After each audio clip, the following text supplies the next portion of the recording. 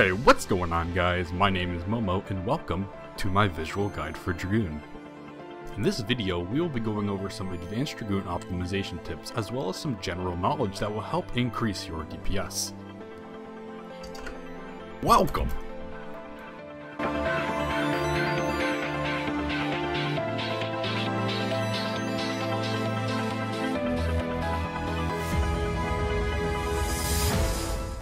First thing I want to do is put a word in on something.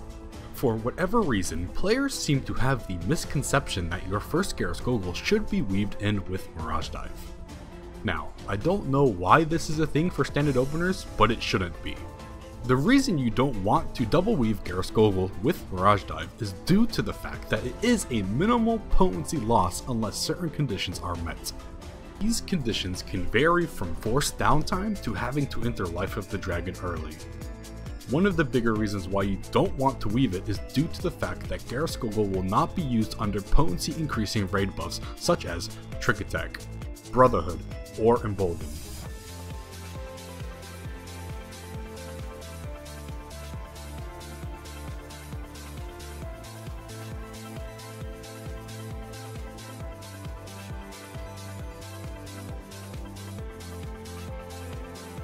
An additional reason is that given that you don't want to enter Life of the Dragon till after your 4th tier combo where Life of the Dragon is maximized, you waste using Garrus Gogol early since weaving it under Life Surge makes it so Garrus Gogol comes up after Chaos Thrust.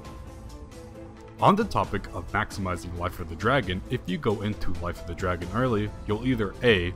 miss Garrus Gogol but still get 2 Nastronds under your second Blood for Blood, or B. get your Garrus Gogol and 2 Nastronds under your Blood for Blood but have to clip your GCD so you don't miss a use of Nastrond as a result of entering Life of the Dragon at 22 or 23 seconds.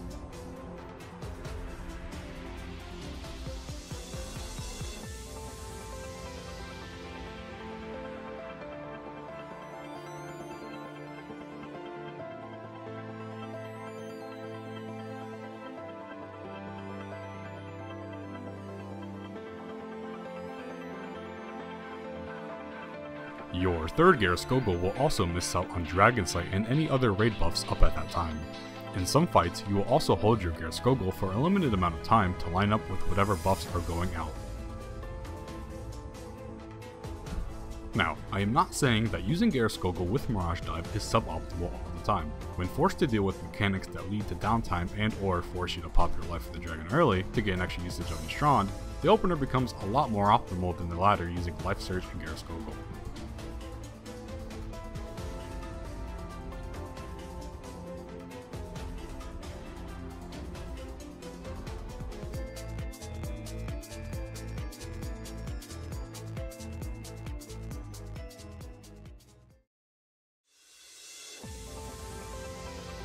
Let's talk about our jumps.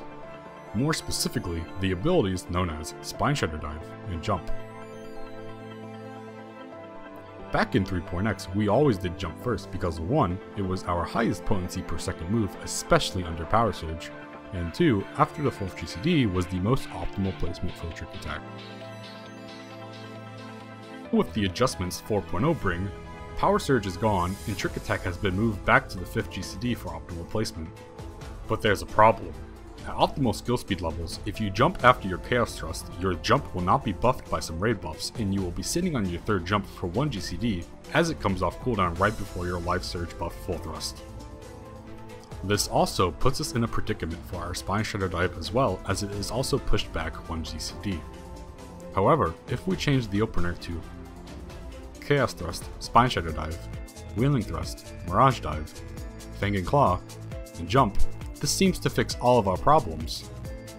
Assuming we have a party composition which consists of Dragoon, Ninja, Red Mage, Bard, Astro, and Scholar, the difference between using Spine Shatter first and getting Jump and Trick Attack is monumental.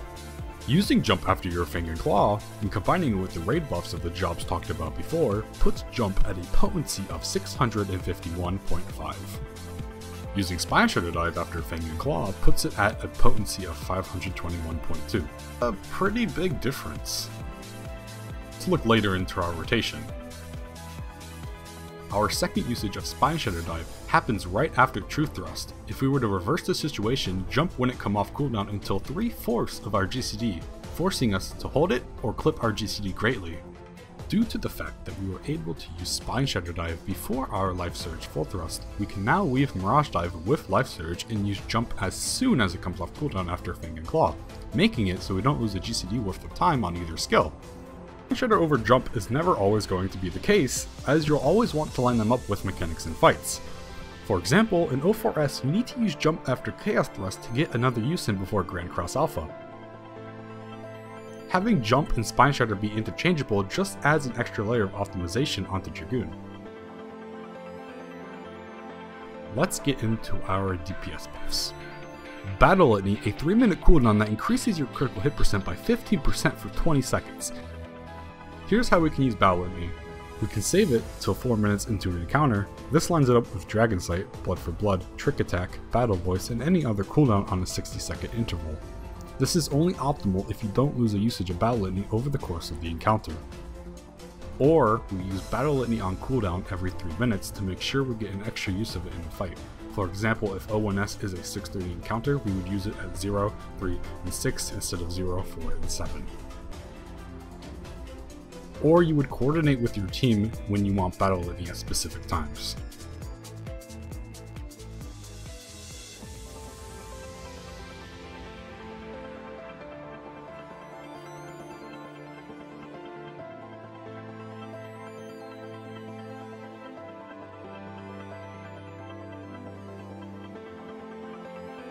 Next we have Dragon Sight, a 2-minute cooldown that increases your damage by 10% and the person you tether to by 5% for 20 seconds. Basically Blood for Blood light. Dragon Sight is a very fun ability as it increases your damage and the damage of your favorite static member. Here's how we can use Dragon Sight optimally. Dragon Sight should be used on cooldown most of the time. This lines each usage up with Jump, Spine Shatter Dive, Dragonfire Dive, and 1 or 2 Mirage Dives depending on your careful planning. We have to give Dragon Sight a priority system of sorts. Here are some examples we can use to see after what GCD we should use Dragon Sight.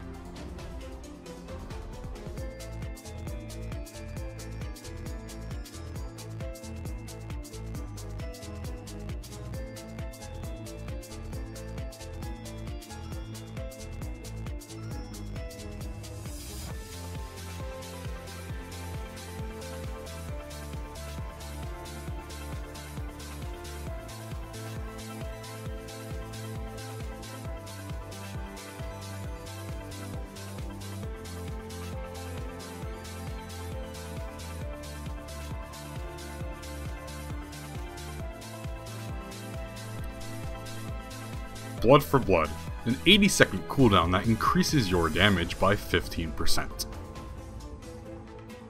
You always want to use this skill on cooldown.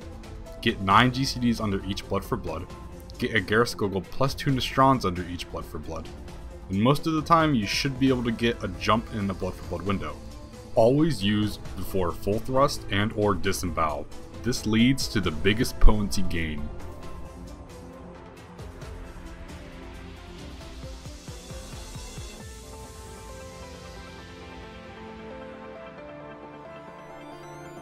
Life Surge guarantees a critical hit and is able to direct critical hit skills. Also absorbs 10% of the damage you do and converts it to HP. Not too much to talk about with this little guy. Always pair with full thrust until you're at the point where you lose a usage overall in the fight, and then you use it on the 5th tier combo to get an extra life surge in the fight.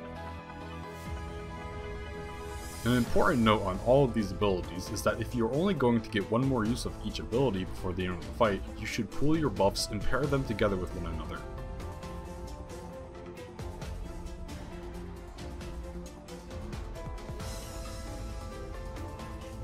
Garrus and Nastrond Optimization. In 03S, if you use a Mirage Dive you're granted for your second Spine Shatter Dive, basically wasting it, and hold Garrus to right as you get back to the boss from tethers,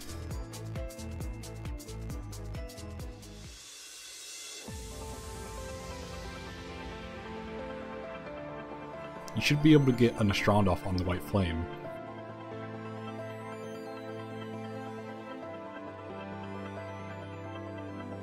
Doing this also lines up your Gyroskogel plus Nastronds for each ad that spawns in this fight.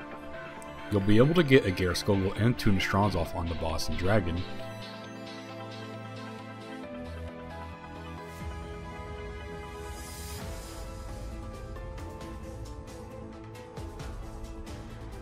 and when the Aponda spawns, you can get a Gyroskogel and 3 Nastronds off on it and the boss.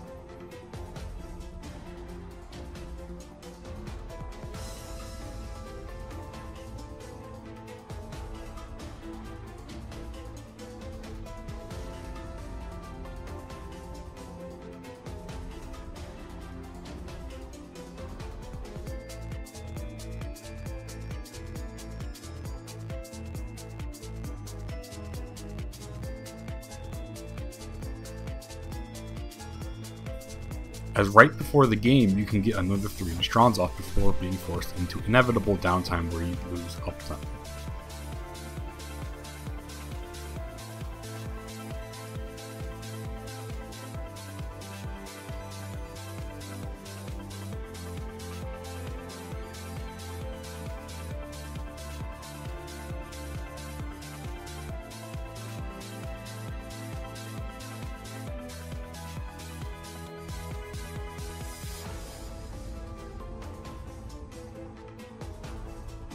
Sonic Thrust Optimization. While abnormal, it still has its uses. If you know a phase change is coming and you're worried you might drop Blood of the Dragon, you can use Doom Spike into Sonic Thrust to extend your blood timer quickly. This doesn't have too much use outside Neo X Death, but who knows, it might be relevant in the next tier.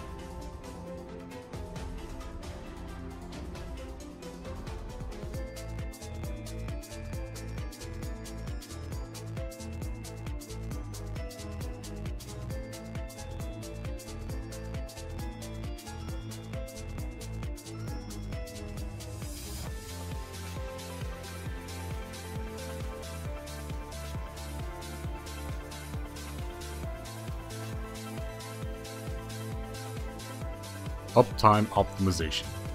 This section is kind of out of place since I didn't realize I didn't put any input on this until after I rendered the video, so sorry about that guys. Explaining how to maximize uptime is kind of complicated as it requires a clear understanding on how mechanics and damage work in this game.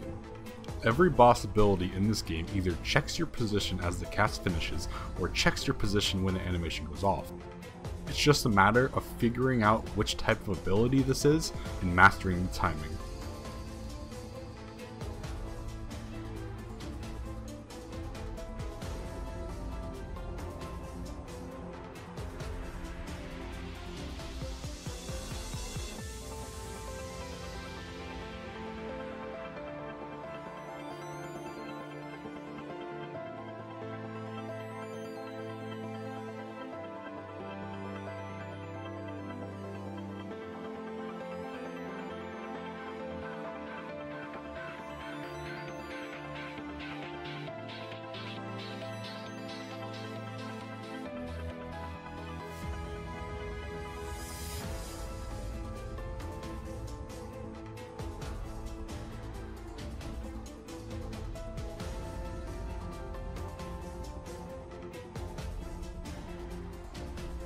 Whenever I browse through Dragoon streams, I see them not utilize their gap closers like Elusive Jump and Spine Shadow Dive to their true potential.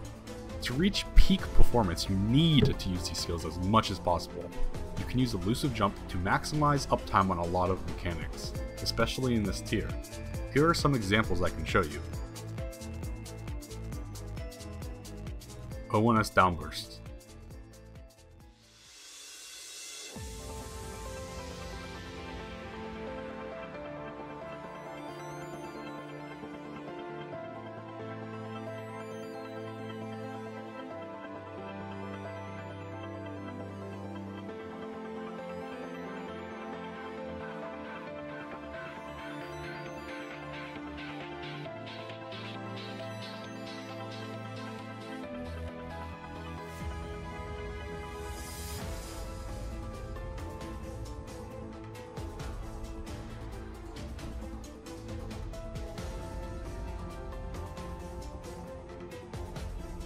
O3S Tethers.